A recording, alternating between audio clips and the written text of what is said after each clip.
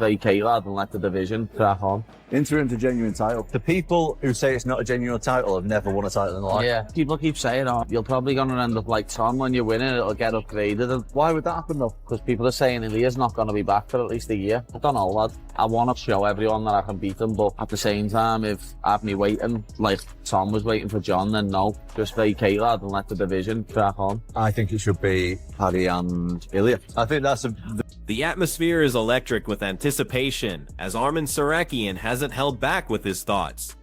He's been crystal clear about this interim title fight, openly stating he wants Justin Gaethje to beat Paddy Pimblett because he believes the British fighter would run from him if he won. Justin Gaethje is fighting Paddy Pimblett coming up. Who do you favor? I want Justin to beat Paddy. Yeah. This interim championship situation comes from a really unusual spot in the division.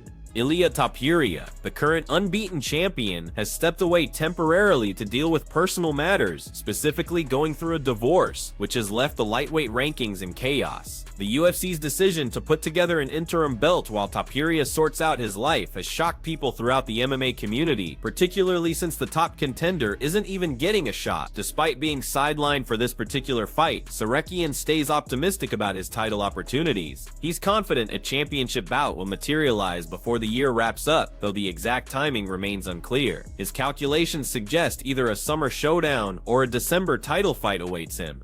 The wild card in all this appears to be when Topuria plans his comeback.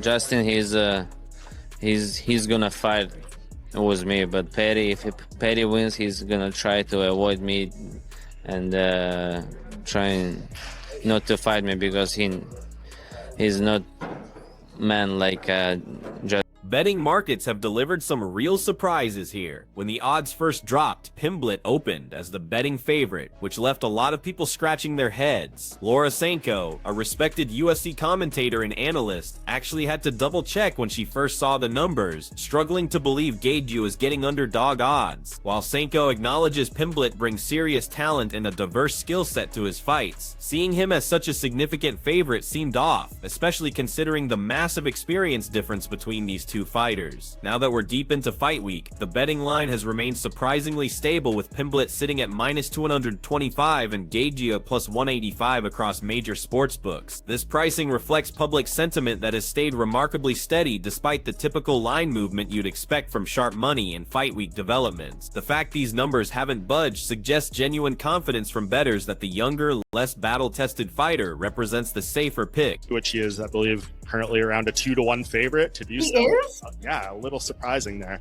I know he opened as the favorite, and people are like, I had Eddie Alvarez on the show, and he's like, he loves Justin Gaethje, obviously, and he's like, once I go to the sports book, Justin's not going to be the underdog anymore. My bet's going to change it alone, but clearly not. A lot of back Paddy in this fight. That's fascinating. I mean, it's not like I think Paddy should be some ginormous underdog.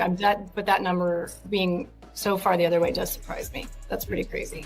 Yeah, it does. But then I look at the stuff on Justin's side. I don't know if you saw that thing about the ingrown hair, the staph infection. That's one thing. Trevor Whitman just did an interview with Brett Okamoto at ESPN, basically saying like, this is it for us. If we don't win this, we're not sticking around for money fights or super fights. Like, kind of applying that pressure there. So I kind of worry for where Justin Gaethje's mind is at, because he was going to hold out and retire if he didn't get a fight like this either, it seemed like. Yeah. I just think Justin is so experienced, so violent, so he brings an element that none of Paddy's past opponents has had. That being said, there are times where, I think there'd be a lot of opportunities for Paddy to get a submission. So that's what makes it a compelling. Some drama bubbled up leading into this event when social media chatter centered on a suspicious mark spotted on Gaethje's neck in recent footage. Rumors started flying, with people theorizing about possible staph infections, which is always a major red flag given how quickly these issues can spread in fight camps. Gaethje quickly shut down the speculation through his social platforms, explaining the mark was simply an ingrown hair that was healing up fine. He expressed annoyance at people creating stories about his health, particularly given how seriously the UFC takes these medical concerns. He has staph. Justin Gaethje has staph. That's it. He's totally compromised. He's gonna lose to Paddy. Oh no! I mean, look at that on his neck there. That is just disgusting. Gaethje, man, cover that up. I don't want to be looking at that. Now, Gaethje's come out and said it is an ingrown hair, and breath hanging out of my mouth, Nostradamus. That is a big word for you to be using, Justin Gaethje. I don't even know what that means. You might be low-key a scholar. Getting punched in the face, you might be the first person who's getting punched in the face a lot and somehow become smarter. Now, I know people are going to be saying built-in excuse, yada, yada, yada. Here's what I'm going to tell you. It doesn't really change much. I've already predicted Paddy's going to win. I've already predicted that he's going to absolutely annihilate Justin Gaethje for a multitude of different reasons, right? We already know that Justin Gaethje has, like, no BJJ. It is non-existent. Bro almost got submitted by Rafael Fiziev. Do you know how bad at grappling you have to be to get submitted by Rafael Fiziev or come close to it? No, this guy's cooked. If this fight touches the ground, it's game over. On the feet, at least Justin has a chance to land something, but the problem with Gaethje is that he's just not very precise with his shots. Like, he's not very good at actually landing the shot where he wants to. Like, yes, he's landing knockout shots due to his power, but he's not a precise puncher, like, at all. I think that Paddy's going to try to maintain the distance. He's going to utilize some of his crafty kicks, and I think he's going to eventually try to shoot a takedown, which he doesn't even have to get all the way. All he has to do is get Gaethje's back. If he gets Gaethje back, it's a wrap. GG. The retirement angle surrounding this fight adds massive emotional stakes to everything. Trevor Whitman, who has cornered Gaethje throughout his entire UFC run, spoke honestly about what comes next depending on the outcome. The veteran coach made it clear this represents their last title run together, stating without hesitation that a loss would mean retirement rather than continuing as a divisional stepping stone. He said, "I'm not afraid to put it out there. This is our final shot. If we don't win this fight, we're not moving forward. We're not going out there to be a gatekeeper, chasing money fights and stuff like that. Justin will fight again, but he knows he needs to be there for his family. He needs to be smart and protect his health. But if we get this belt, my greedy goal would be let's go for several title defenses in a row. We don't have the title right now, so we need to get that championship first." Michael Bisping added his voice to the conversation with his prediction favoring Pimblett to win. The former champion and current analyst broke down his logic, recognizing that Gaethje has better fundamental boxing and grappling credentials, though that wrestling background rarely shows up in actual fights. Bisping noted that even if Gaethje decided to use his wrestling, taking Pimblett down would create unique dangers given the Brit's submission skills. The key factors in Bisping's analysis: at 31, Pimblett remains in his athletic prime with relatively minimal wear and tear. Meanwhile, Gaethje has absorbed years of devastating striking battles. 155 pounds. I don't see anyone beating Ilia Topuria. I just don't. Not Paddy, not Justin. Yeah, all right, there's Arman Tsarukyan out there, and he's the dark horse. Obviously, Paddy and Justin are fighting for the interim title. That's an interesting fight because Justin, better boxer, better wrestling, never uses the wrestling. Even if he did use the wrestling, you wouldn't really want to take Paddy Pimblett down. Paddy's a lot younger, a lot less miles on the clock, a lot less wear and tear. I'm kind of early leaning towards Paddy Pimblett in that fight. But who's the undisputed champ at the end of 2026? So yeah, 2026, Topuria will still be the champ. Yeah, there's Arman Tsarukyan out there, but I don't think that fight will materialize just yet. Pimblett has entered this fight with tremendous confidence, predicting he'll finish his veteran opponent. The Liverpool native has worked extensively with teammate Luke Rockhold throughout camp to sharpen his striking arsenal. Rockhold brings an incredible finishing rate from his flawless UFC career, and Pimblett believes this partnership has elevated his technical striking game beyond what Gaethje displays in competition. The game plan involves using range management to keep the heavy-handed veteran at bay before capitalizing with power shots. Pimblett expressed genuine shock when studying tape of how frequently Gaethje absorbs clean punches during his fights. Exploiting this defensive liability represents a key vulnerability. Oliveira, but you know what I mean? It's a new style for him. You're not just the typical up-and-coming scrapper brawler that's going to get into a fun scrap with Gaethje. There's more intricacies to your game with the grappling as well. So how do you think you're going to get this one done? I think I finish him wherever the fight goes, to be honest. Obviously, I know he can bang, but every fight we get a breakdown made of our opponents, and it actually shocks me how much he gets hit. And I know he takes one to give one, but you can't really just do that at this level. That's why he's lost to people like Eddie Alvarez, Dustin Poirier, Charles, because you can't just take one to give one. And I'm not going to just be standing there to let him hit me back. You know what I mean? So, be using me range, keeping him on the outside, and I've got a feeling I'm going to knock him out, to be honest. I don't know what it is. I've just got a sneaky suspicion I'm going to knock him out. You know, I've been doing a lot of rounds with Luke Riley for this camp, and Luke's got much better technical striking than Justin Gaethje, and I'm having a lot of success sparring with Luke. And obviously, one of my coaches, Ellis, who used to fight himself, he's the exact same build as Justin. He's 5'10" with a 70-inch reach, and I've been doing rounds with him. He's literally, because he doesn't fight anymore, lad, and he's just a coach, he's just done Justin's style for me.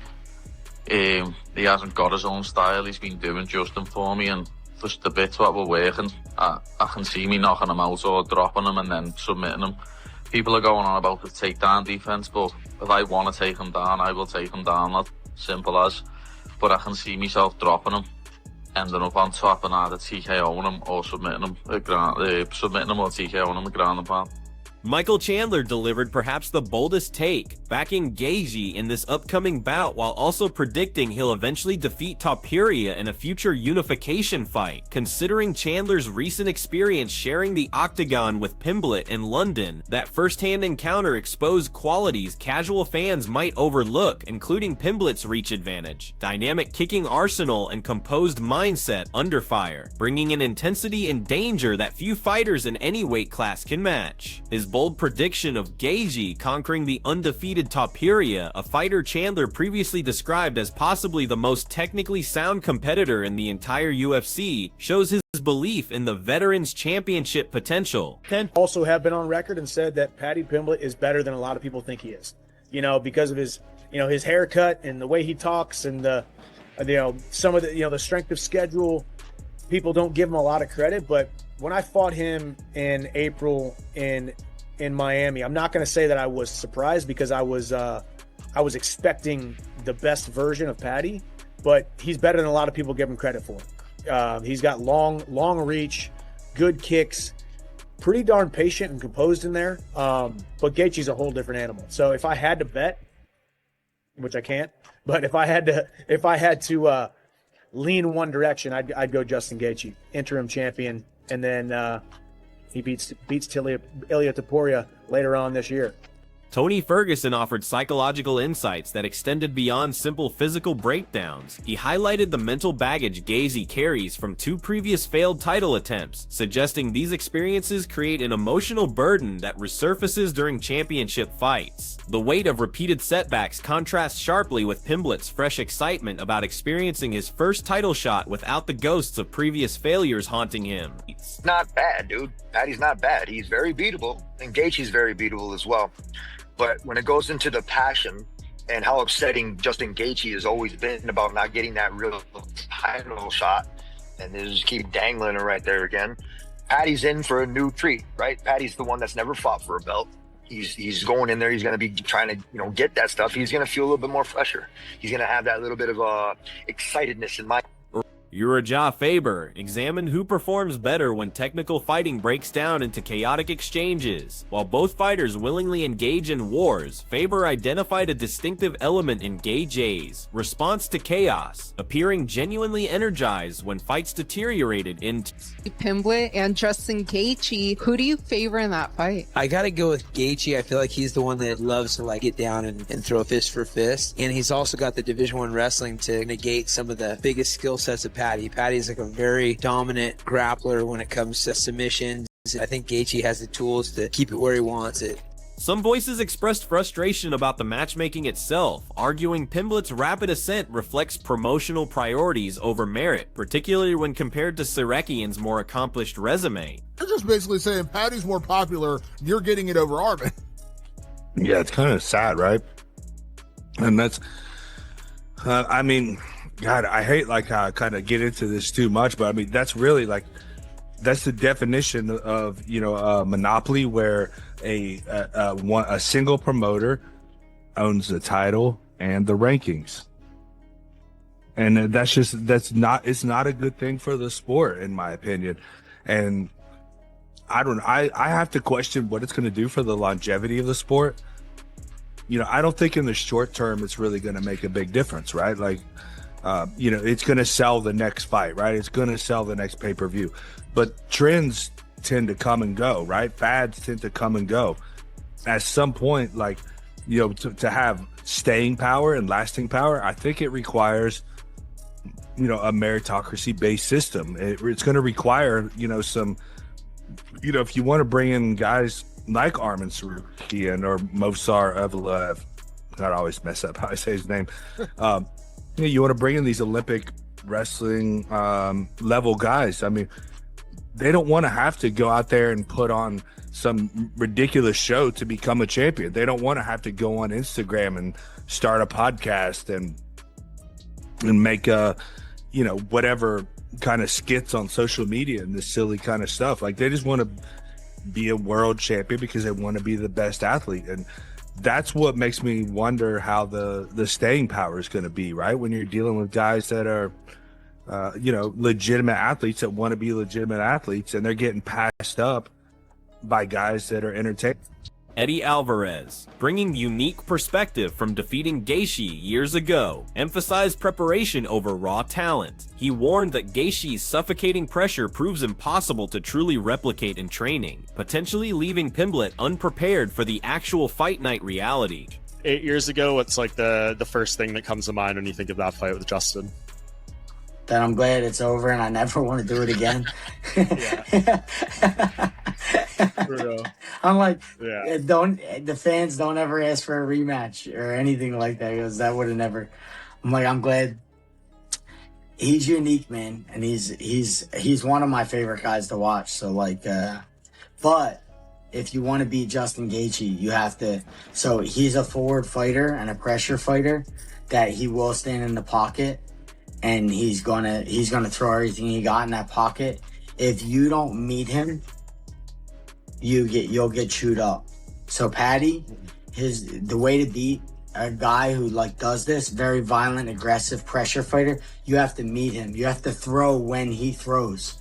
So you got to be brave, and you have to go when he goes in between his shots. If you do that, you got a fair shot. If you don't do that, if you're not brave and courageous and throw when he throws in between his shots, it's going to be a really long night. It's going to be a hard night for you. Renato Moicano predicted Pimblett would win by submission unless Gaethje scored an early finish, arguing the odds undervalued the grappling advantage. I think 5 rounds. If this is the common take, everybody gonna say that, not only me, but if Justin Gaethje doesn't stop him on the beginning, he's going to lose. I think everybody thinks like that. And I think Paddy Pimblett will beat Justin Gaethje. That's what I think. This combination of opinions, predictions, and storylines transforms this event into far more than a standard interim title bout, representing career crossroads, promotional philosophies, and the timeless battle between experience and youth in mixed martial arts.